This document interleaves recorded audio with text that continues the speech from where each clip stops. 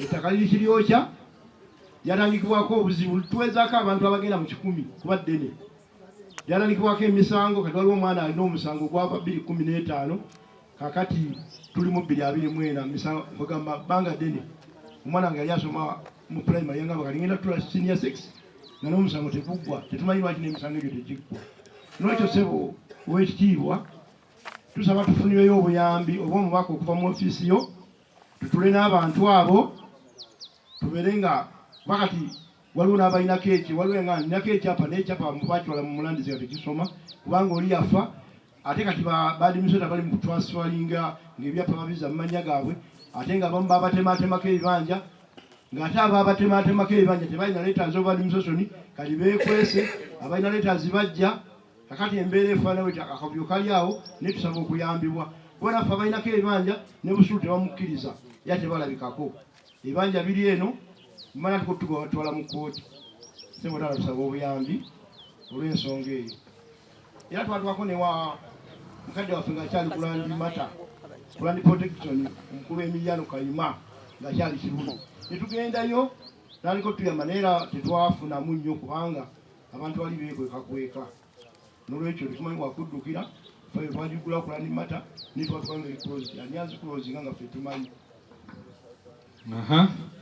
wangu era yazikibwa ku kyaki awo naye omusajja n'akola statement egamba nti awe waka ye yazikawo kitaffe oluvannyuma lw'okuzuula nti ayina ndowooza we yajja documents zaffe agaike yali mukwano gwe kubanga twamutwalanga kitaffe alinga mukuza bw'atyo kakati n'atwefuulira mu ngeri eyo nti wano awantu nayazikawo taata wamwe ne tutandika okugugulana tutyo tugenze ku LC1 LC2 LC3 ne tusangayo omukyala Zainabu n'alyoka atuvulugira awo n'agamba ono Nyanzi nze Nannyanzi kati awo ne bisobaganira ddala awo naye bwe twagendako ewa RDC waliyo omukyala waliyo Esther Lunkuse yali deputy RDC n'ayagala n'okumusibirayo n'agamba gwe muzeeyi biki bino by'olimu makanika teyaweera n'agamba nina okutwala watu n'alipotinga omusango mu kkooti ye yennyini n'atuloopa nti twatwala wantu we ekkooti ne tukugulana ekkooti okuva omwaka ogwo 2015 gy'olyabalamu mu gw'omusanvu omulamuzi n'agusala omusango tetwalinawo n'asala omusango ng'agumusalidde bulungi ne judgment yeeno nga makanika musaalimbi era kkooti n'emulagira n'okutuliyira akole ki atuliyire kubanga yakolerawo ewaka yatugobawo yatema emmwanyi zonna ezaaliwo kalitunsi yenna yakolerawo emyaka gyonna okuva bwe yatandika otwesonsaako naye ekyennaku omusajja yagamba omulamuzi si yansalirawo ku ttaka lyange era makanika gyali akajjadde ku ttaka tetukyalinyayo kibanja naye kati ekyamazima ekyokukola kitusobedde twaddamu ne tuloopa omusango nti omusajja baneegwe mwasalira omusango omusajja alemeddeko ne tuzzaayo omusango mu kkooti naye stiiru omulamuzi yamubeiringa out bweyatuukayo namuwa beiru kale simanyi amaanyi gyagajja era situmanyi kyakkola kwe gatulyawo tusobeddwa judgment nkakasa yakutuukako ow'ekitiibwa ne Mr. Gondi Honorable Kibedi naye yakitegeddeko ndoza judgment yagifunyeeko naye twetaaga bannange okutuyamba obwenkanyo omusajja alemye bali ne muganda we Katumba era bonna bakitaffe bawoleza ebbanga ddene kitaffe n'atuuka n'afa kitaffe bw'afa basala omusango nga kitaffe akyali mulamu nga bagamba ye mukuza w'abaana abo naye nga kitaffe yali muto ng'alina bakitaabe nga weebali kitaffe n'ajulira omusango ne gugenda e Mubende twali tuli awo ne bajja ne batema ebitooke byaffe twaloopa ku poliisi ne babivuvunga awo ne bikoma awo kitaffe n'atuuka n'afa twagobera omusango gwaffe e Mubende kitaffe ndowooza ng'akobyewo mabega ng'agenze ku ggombolola n'awaaba omusango. Eggombola netuyita twagenda kugombolola eggombola netuwumbawumba negamba ebintu bya kooti tebiggwa muteese mu abaana ne kitammwe. Twateesa kitaffe nakkiriza okutuguza ettaka twetongole mu ttaka lye. Twali tuli awo waite ennaku ntono nga batugambye tupime ebibanja byaffe nga byenkana. Twabipima, kitaffe yajja n'agamba nedda nti kati si kyabaguza. N'agaana. Netumugamba ye muzeeyi ate wakkiriza otuguze ate kati ogaanyi nti nedda si kyatunda. Bw'agaana kati ennaku zo twagenza okuwulira nti ate yatutunze naye ng'awantu awo wetukulidde kubanza ndi musajja aweza emyaka 56 wenkulidde awantu awo era mu kibanja mwendi mwenkolera mulimu emmwanyi mulimu ebitooke buli kimu weekiri naye kitaffe oyo yatutunze ye Katumba Tamusoni ekyalo Kasambya eggombola Kalangaalo.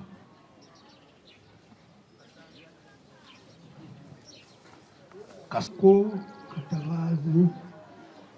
asuka bombo nafunawo omusajja nga yagula ekibanja nange nakinguza naye ekibanja ekyo kimpuutidde olunnabe. Sirina mirembe ate nga ekibanja nannyini ttaka bwe yajja n'aŋŋamba nti nva obukadde buna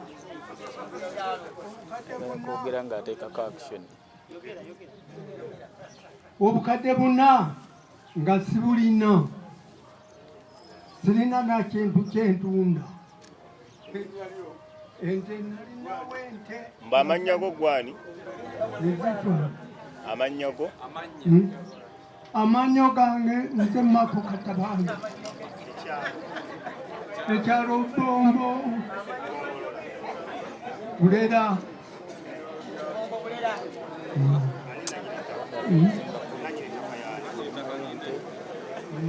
Nannyini ttaka ye Nasozi.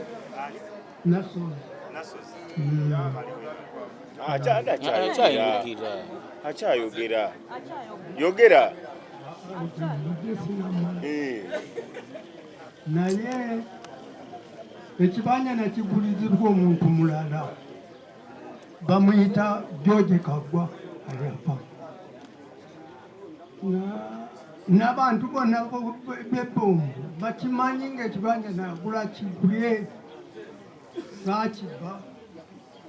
Sirina nali nnundirawo ente nga nkyalina ente nezifa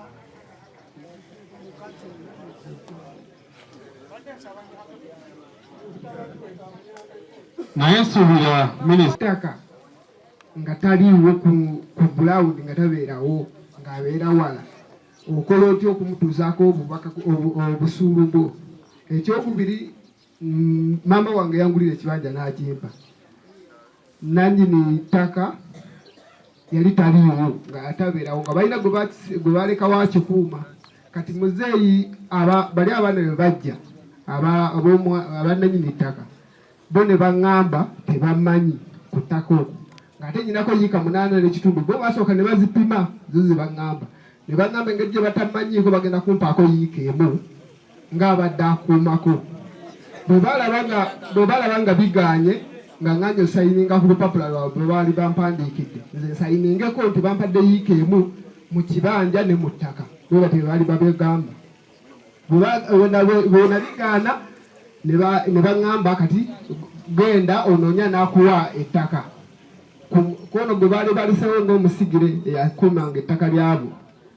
Bwe balaba nga bibalemeredde ne bagenda. Ennaku zino babadde bantiisatiisa. Chairman wange bamutiisatiisa ne bamugamba bajja mutwala olaba tutwala banene okusinga awo. Kati neebuuza mukama wange nze ngenda kola atya? Ndi mwana muto. Ekyokubiri bagenda okujja okulipima nali mulema nga nfunye accident nali nabivenva emmotoka nentomera bwe bajja okulipima ne basanga nga kuliko ensiko ne bagamba bagenda twalawo butwazi era okuva olwo tukayana nabo ennaku zino zonna ntera okubeerako mu bantu leero omuntu bwankubira esimu nga simumanyi sigikwata kubanga batugamba otuwamba nkayana ne bamuyita Jessica erinnya eddala sirimanyi bulungi kubanga lyannema okukwata kyokka nga Mzee Bulu bamuyita Kojja. Kale omuntu bw'aba amaze okufuna letters of administration atuukayo ne batandika omubuzaabuza dda wano dda wali ne ssente basaba nyingi nnyo bakubuza ettaka ly'olayiride liriko ki yiika mmeka abagamba ezo yiika nyingi nnyo ne bw'omugamba nti lwakuba twagala kujjayo kyapa twekutulemu bagamba wano liri blanka naye ng'abantu abo baafuna ettaka bakadde baabwe bamala okufa balekera abaana baabwe nga balina ebiwandiiko ono yiika 2 ono 35 ono 6 bo bagamba at least mutuweeko 40% tulyoke tubafulumiza ekyapa ekintu ekyo kiretedde abatuuze bange obuzibu abakadde baabwe abamu batundako dde ebibanja n'abaana ne batunda ne baleka nga bafudde naye abantu abala bakutundanga mataka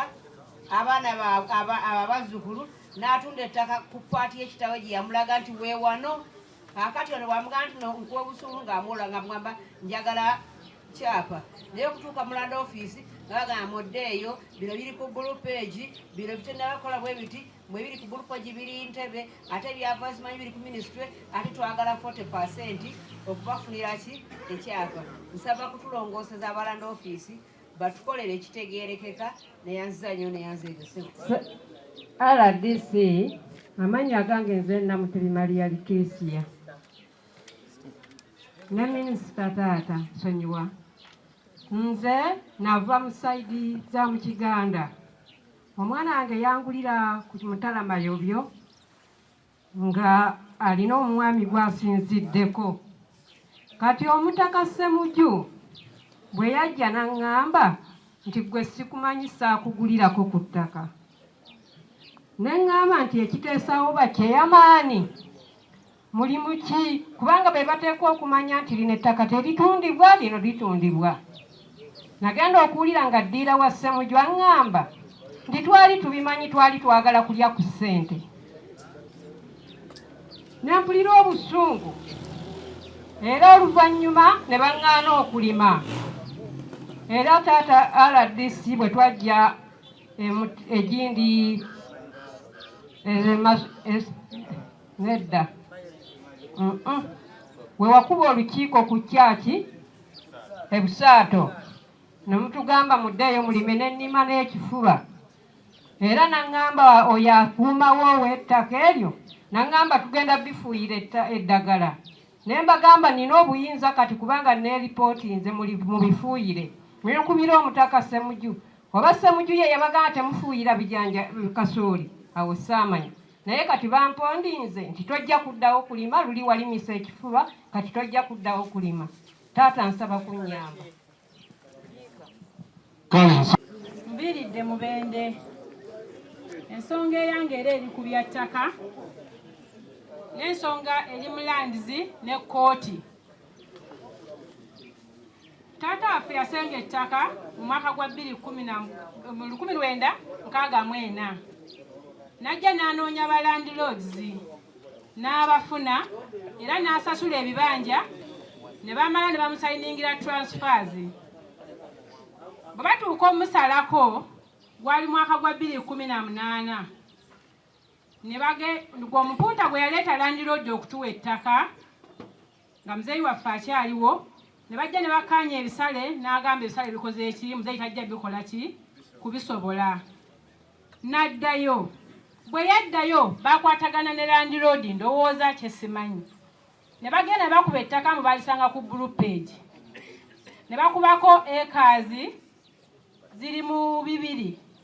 okudda waggulu nga muzeeyi yaffe yali aguze acres 248 n'endala nga ziri 20 nga zeeyawudde bwe tugenda okunoonyeza twasooka ba administrator general muzeeyi waffe amangu ago bwe baamala oddikuba ne bamuwaabira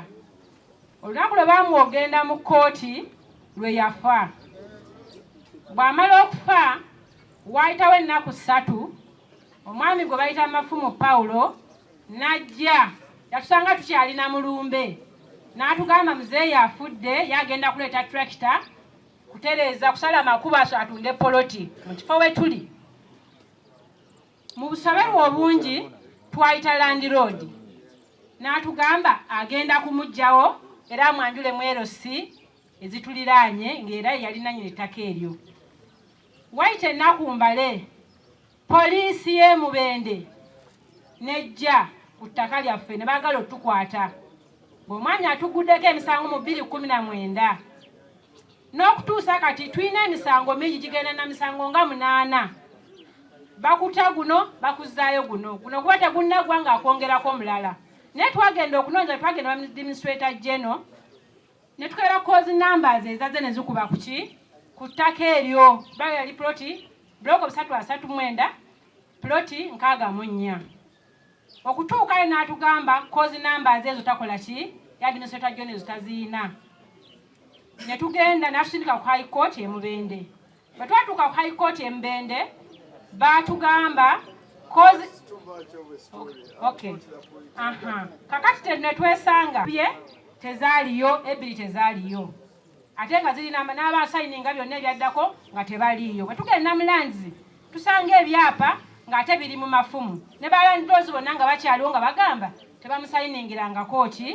ttaka n'okutuusa kati tuli mu kkooti mu mataka ebintu byaffe abisaaye byafuuyidde abifuuyidde faamu yonna agirimye akozesa maanyi akuzizzaako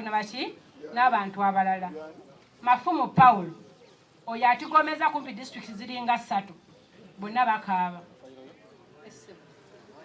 Omwami oli